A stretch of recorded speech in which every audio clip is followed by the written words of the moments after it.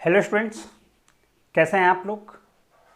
आज हम लोग बीसी ईसीई लेटरल एंट्री में कैनेमैटिक्स का लेक्चर नंबर 9 करेंगे। इस लेक्चर में हम लोग क्वेश्चन को देखेंगे, क्या बोला है सो समझने की कोशिश करेंगे। बोला है the rectilinear motion of a particle. Rectilinear motion कैसा होता है आपको समझ में आता है। स्ट्रेट लाइन मोशन को रेक्टिलिनियर मोशन बोलते हैं। तो बोलता है the rectilinear motion of particle is governed by acceleration a is equal to -16 by x cube. मतलब कि सवाल में एक्सेलरेशन दिया हुआ है कितना, 16 -16 बाई एक्स क्यूब। ये क्या है, एक्सेलरेशन है। वेयर a इज मीटर पर सेकेंड स्क्वायर, a का यूनिट क्या है, मीटर पर second square, and x is in meter, और x क्या है, मीटर में है। Given that at t is equal to 1, क्या दिया हुआ है कि जब समय 1 सेकेंड हुआ, जब समय 1 सेकेंड हुआ तो x 2 मीटर हो गया और वेलोसिटी 2 मीटर पर सेकेंड हो गया। बोलो क्लियर है, ये सवाल में दिया हुआ है। हमसे पूछता है right the equation of motion. Equation of motion लिखो।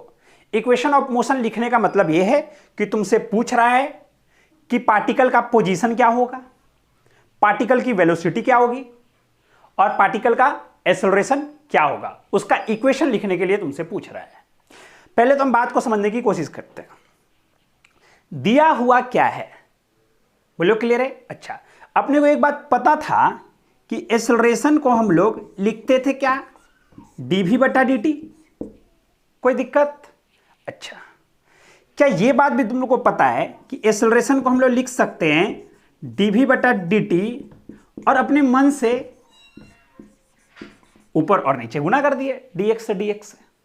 अच्छा, तो कितने जन को ये बात लग गया कि सुनना, dx बटा dt, इस dx को हम यहां लेके आ गए और इधर लिख दिए dv बटा dx। कोई दिक्कत?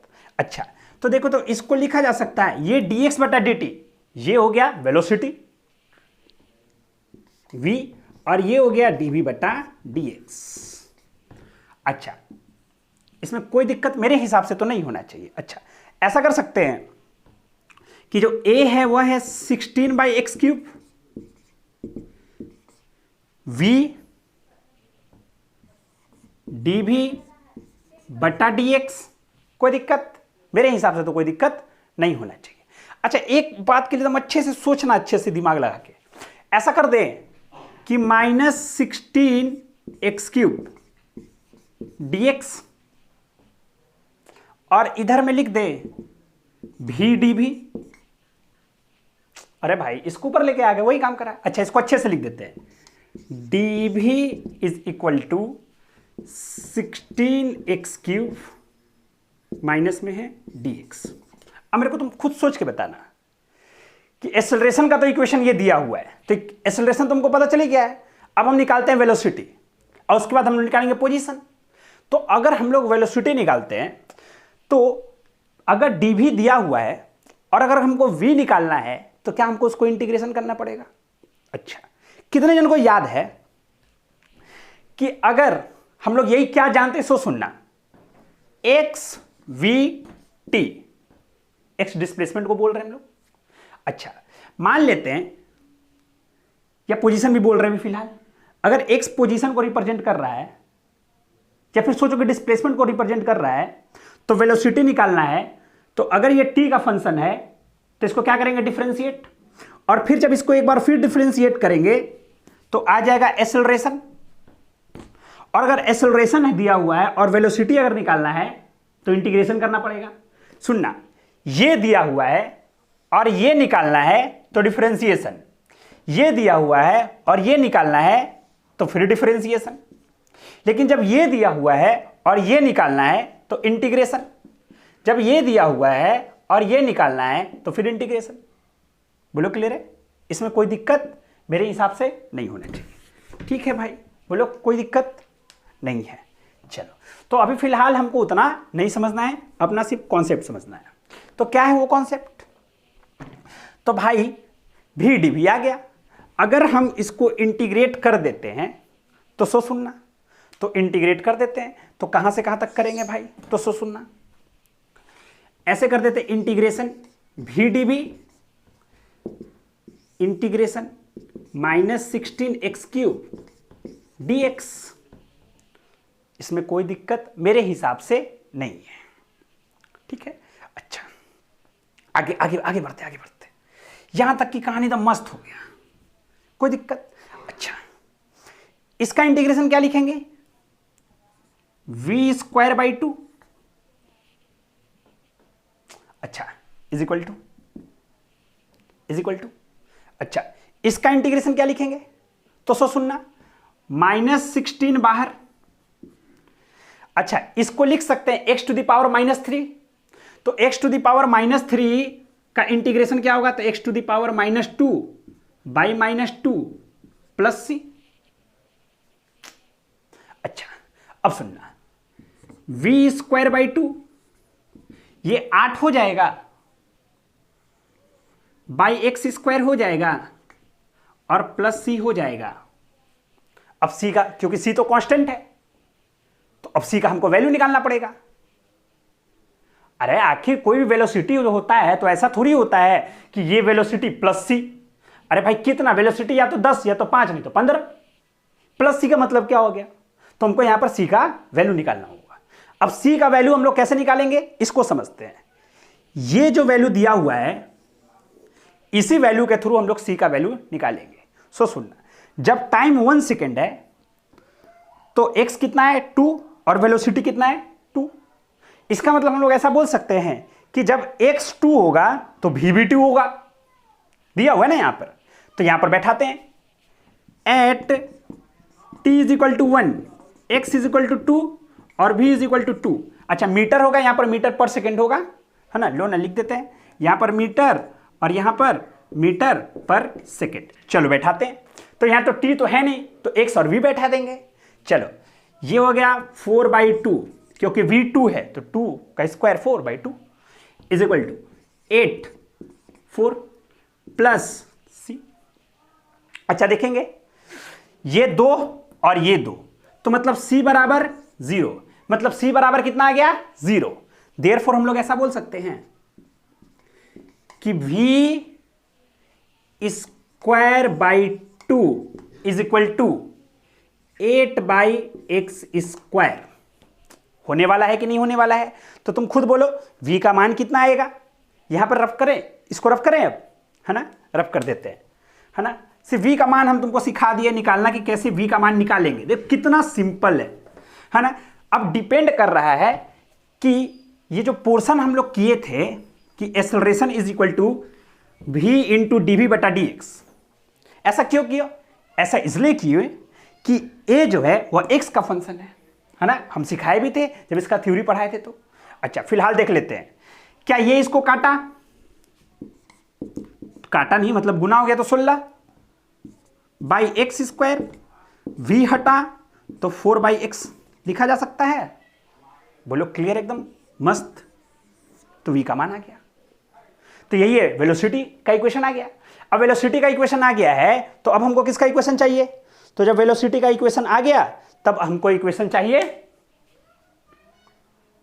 x का। अरे भाई x मतलब पोजीशन, वेलोसिटी और एक्सेलरेशन। एक्सेलरेशन का क्वेश्चन में दिया हुआ है, वेलोसिटी तुम निकाल लिए। अब निकाल लो तुम लोग किस चीज का मान? तो अब तुम लोग निकाल लो x का वैल्यू, तभी तो इक्वेशन ऑफ मोशन हो जाएगा कंप्लीट। अरे भाई, इक्वेशन ऑफ मोशन निकालने के लिए क्या चीज जरूरत है? तो पोजीशन जरूरत है, वेलोसिटी जरूरत है और एक्सेलरेशन जरूरत है। तो वेलोसिटी तो तुम निकाल चुके हो, एक्सेलरेशन क्वेश्चन में दिया हुआ है। तो अब तुम्हारे पास क्या बचता है? तो अब हमारे पास बचता है सिर्फ x। तो चलो x के बारे में सोचते। अरे याद कर, x के बारे में तो सोचना तो बनता ही है, सबको ही सोचो x के बारे में, क्यों नहीं सोचेंगे। लेकिन अपने को ना बहुत दिन पहले समझाया गया था कि v जो होता है वह होता है dx/dt। बिल्कुल सही बात। अच्छा भाई, लेकिन v जो दिया हुआ है सवाल में वह 4/x है। अरे सवाल मतलब कि जो हम निकाले हैं। अच्छा, और यहां पर dx/dt, कोई कष्ट? चलो आ जाओ, देखना यहां पर 4 इंटू डी टी, अरे 4 इंटू डी टी, और यहां पर x into D x, x into D x. अच्छा, ऐसा लिखे कि x इंटू डी एक्स और 4 डी टी। अच्छा, दोनों साइड अगर हमको x निकालना है तो दोनों साइड इंटीग्रेट करेंगे। अरे ऐसे भी तो हमको पता है ना कि हमको v से x निकाल रहे हैं तो इंटीग्रेशन ही करना पड़ेगा। जब v दिया हुआ हो और x निकाल रहे हो तो इंटीग्रेशन करो, जब x दिया हुआ है और v निकालना हो तो डिफरेंशिएशन करो। सिंपल फंडा है ना। चलो आ जाओ, तो सुनना, इसका इंटीग्रेशन बोलो, x² बाई टू, और यहां पर 4t प्लस कांस्टेंट का नाम c1 कर दे। क्यों c क्यों नहीं लिखे? क्योंकि c हम पहले एक जगह और ले चुके थे, इसलिए c1 कर दिए। चलो अब हमको c1 का भी मान निकालना पड़ेगा।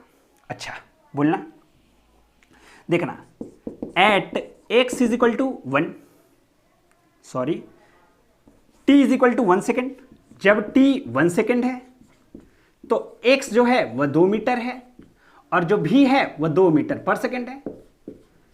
अब यहां पर तुमको क्या चीज की जरूरत है? तो x और t का जरूरत है, तो c निकल जाएगा। तो चलो दिया हुआ है, तो सुनना, x से 2, तो 2 का मतलब 4/2 और इंटू 4 इंटू 1, अरे 4 इंटू 1 क्योंकि t है 1 सेकेंड, और प्लस में c1। अगर तुम लोग ईमानदार हो तो एक बात सोच के बताना, अगर ईमानदार हो तो c1 का जो मान आएगा ये 2 और ये 4, तो -2, therefore x² is equal to 4t - 2। बोलो ऐसा लिख सकते हैं हम लोग? इसमें कोई दिक्कत मेरे हिसाब से नहीं होना चाहिए। तो ये क्या चीज का हो गया? तो ये हो गया डिस्प्लेसमेंट का इक्वेशन।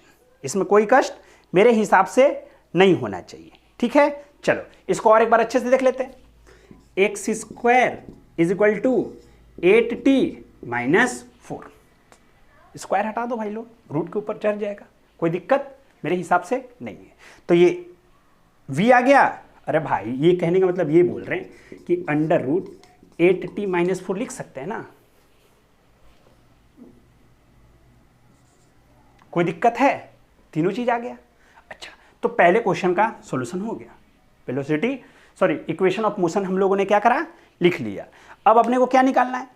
तो अब अपने को निकालना है कि पोजीशन मतलब कि x का वैल्यू, वेलोसिटी मतलब कि v का वैल्यू, और एक्सेलरेशन मतलब कि a का वैल्यू जब समय 4 सेकंड हो रहा था।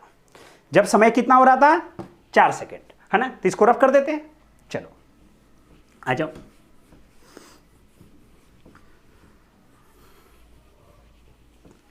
अच्छे से देखना, बहुत ही सिंपल है सवाल।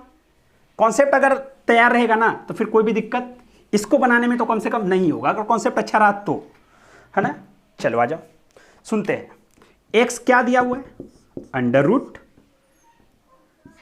√8t - 4। अच्छा, तो दूसरा सवाल है, t 4 मानना है, तो x is equal to 8 into 4 - 4, x is equal to 32 - 4 √28 metre.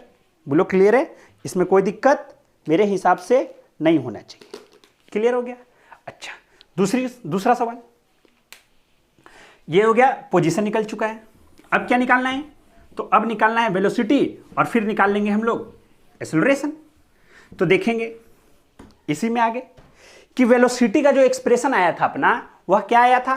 तो वेलोसिटी का जो एक्सप्रेशन आया था वह क्या था, सो सुनेंगे। तो वेलोसिटी 4/x आया था ना शायद। चलो 4/x, तो किस पर पूछ रहा है? वो किस पे पूछ रहा है? तो वो पूछ रहा है 4 सेकंड पे, लेकिन यहां पर तो सेकंड है ही नहीं है। कोई बात नहीं, 4 सेकंड पे पूछ रहा है ना, तो 4 सेकंड पे x कितना था? √28, तो काम खत्म। v 4/√28, काम खत्म हो गया।